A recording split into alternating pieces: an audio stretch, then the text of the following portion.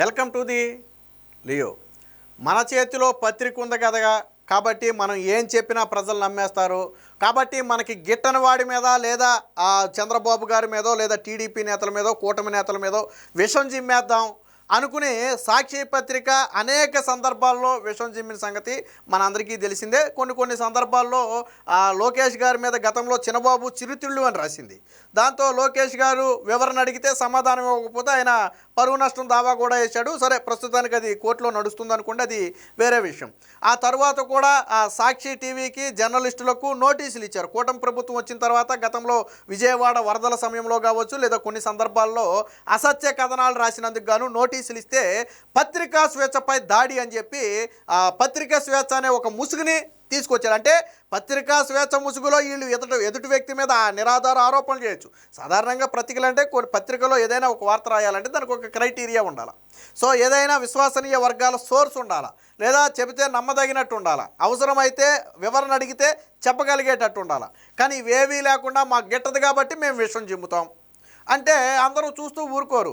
తాజాగా ఇప్పుడు కూడా సాక్షి మీద ఒక కేసు అయితే నమోదైంది. ఆల్రెడీ కేసు నమోదు చేసి సాక్షి మీద కేసు నమోదు చేసి అక్కడ ఆ కథనాన్ని ప్రచురించిన వాళ్ళ మీద కావచ్చు లేదా సాక్షికి సంబంధించిన ఉద్యోగుల మీద కావచ్చు పోలీసులు విచారణ చేస్తున్నారు. ఏంటి విషయం అంటే ప్రకాశం జిల్లా గిద్దలూరుకి దగ్గర ఒక వెంకటేశ్వర స్వామి ఆలయంలో ఆభరణాల చోరీ అయితే జరిగింది.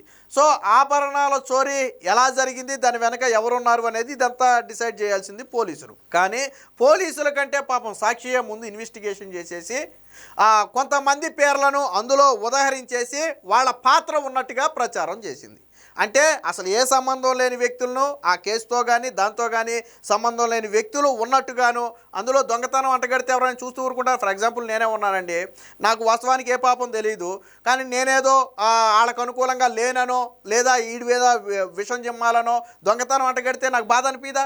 అసలు సంబంధం లేని, అసలు ఏం జరిగిందో కూడా సంబంధం లేని వ్యక్తి మీద దొంగతనం ఆరోపణలు వేస్తే సో అలాంటిదే ఒకటైతే జరిగింది. దానికి సంబంధించిన వార్త వచ్చింది, ఒకసారి చూద్దాం. జగన్ మీడియాపై కేసు నమోదు.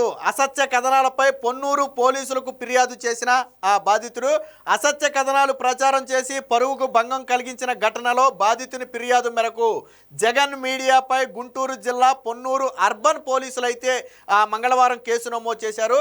సో అర్బన్ సిఐ వీరానాయక్ కథనం ప్రకారం పొన్నూరు పట్టణానికి చెందిన లింగేశ్వర స్వామి ఆలయ ట్రస్ట్ బోర్డు సభ్యుడిగా ఉన్నటువంటి ఏలూరు చెన్నయ్య పోలీసులకు జగన్ పత్రికపై ఫిర్యాదు చేశారు. ఈయన వాస్తవానికి లింగేశ్వర స్వామి ఆలయానికి ట్రస్ట్ బోర్డు సభ్యుడిగా ఉన్నాడు. సో అంటే ఒక కీలకమైనటువంటి బాధ్యతలో ఉన్నాడు, సమాజంలో కొద్ది గొప్ప పేరున్నటువంటి హోదాలో ఉన్నాడు. సో అలాంటి వ్యక్తి మీద సాక్షిలో అసత్య కథనాలు ప్రచారం చేశారు. ఏంటి అసత్య కథనాలు అంటే ప్రకాశం జిల్లా గిద్దలూరులోని వెంకటేశ్వర స్వామి ఆలయంలో ఆభరణాల చోరీకి పాల్పడింది ఈ లింగేశ్వర స్వామి ఆలయ ట్రస్ట్ బోర్డు సభ్యుడిగా ఉన్నటువంటి ఏలూరు చెన్నయ్య అనే వ్యక్తి అని సాక్షిలో కథనం రాశారు. ఎవరు చెబితే రాశారు? చెన్నయ్య దొంగతనానికి పాల్పడ్డాడని పోలీసులు చెప్పారా? చూసిన వాళ్ళు చెప్పారా? సాక్షి ఏమన్నా ఇన్వెస్టిగేషన్ చేసి రాసిందా? ఎలా రాశారు? ఒక వ్యక్తి మీద ఆరోపణలు ఎలా రాశారు? దొంగతనం ఆరోపణలు.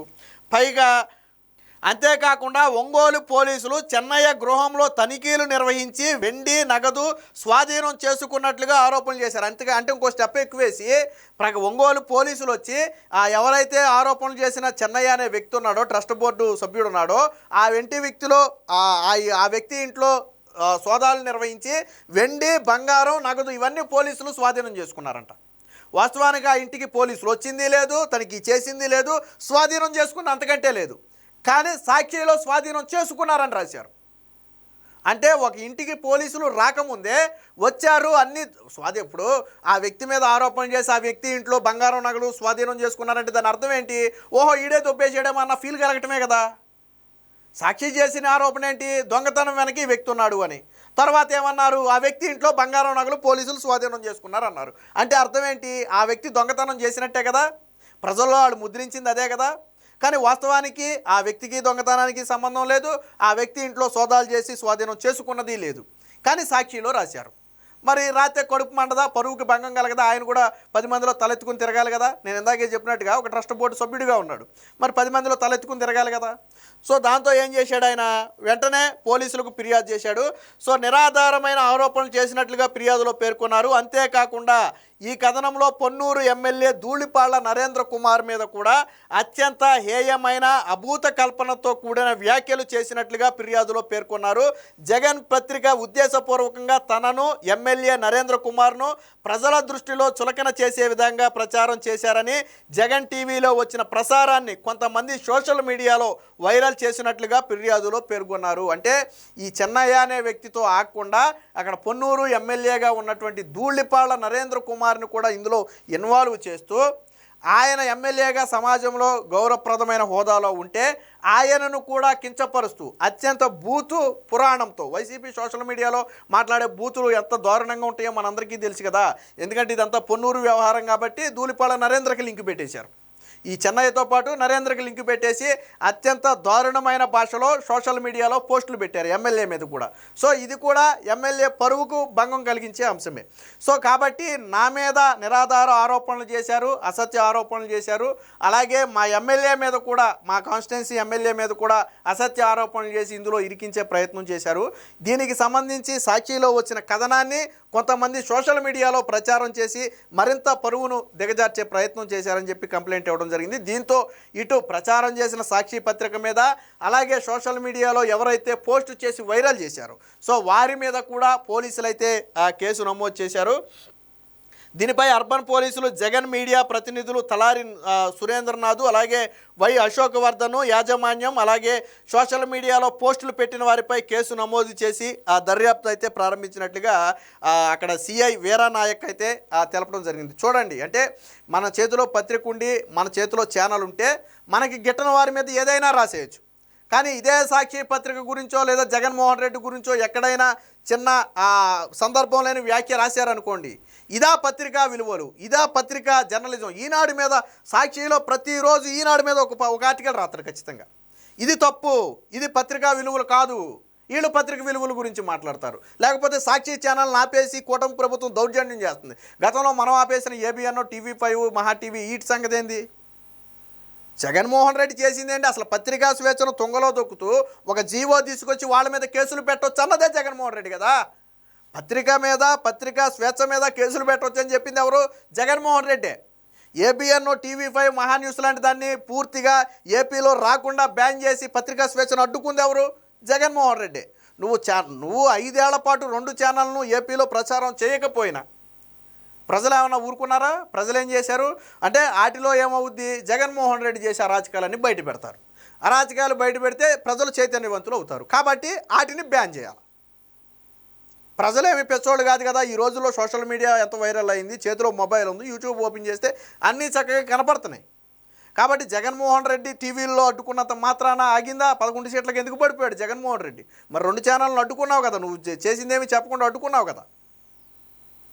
వీళ్ళ హయాంలో జరిగితే ఇది. కానీ వీళ్ళు మాత్రం ఒక ఆరోపణ, గతంలో నారా లోకేష్ మీద చిన్నబాబు చిరుతిళ్ళు అంట, దాని మీద డేట్లు ప్రకటించారు.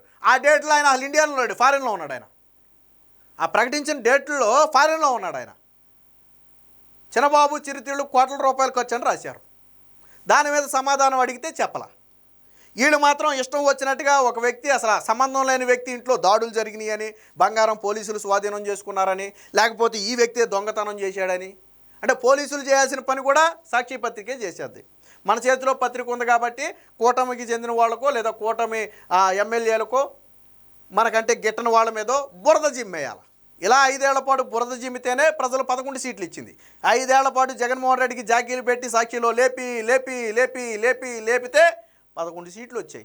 ఇంకా నయం, ఆ జాకీలు కూడా పెట్టకపోతే సింగిల్ డిజిట్కి పడిపోయాడేమో, ఏ 4-5 సీట్లకు పడిపోయేవాడు. అన్ని జాకీలు పెడితే 11 సీట్లు వచ్చినాయి. మరి తప్పు కదా.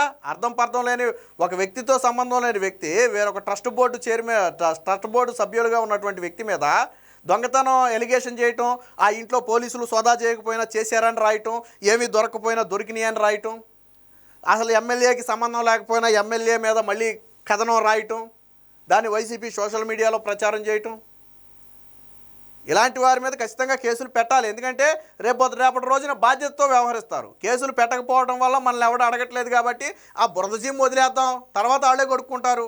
ఇది ఒక దారుణ అయిపోయింది. సో ఖచ్చితంగా సాక్షి పత్రిక రాసే అసత్య కథనాల మీద కఠిన చర్యలు తీసుకోవాలి. ఖచ్చితంగా ఏదైతే పొన్నూరు ఆ ఎమ్మెల్యే మీద ధూళిపాల నరేంద్ర మీద అలాగే ఆ చెన్నయ్య మీద రాసినటువంటి తప్పుడు కథనాలకు కేసు నమోదు చేశారో దీని మీద పూర్తి విచారణ చేసి ఎవరి ఆదేశాల మేరకు ఈ కథనం రాశారు, ఏ దురుద్దేశంతో ఇలాంటి తప్పుడు కథనాలు ప్రచారం చేశారనేది బయట పెట్టాలి. భవిష్యత్తులో ఇలాంటి ఘటనలు పునరావృతం కాకుండా పోలీసులు కఠిన చర్యలు తీసుకోవాలి.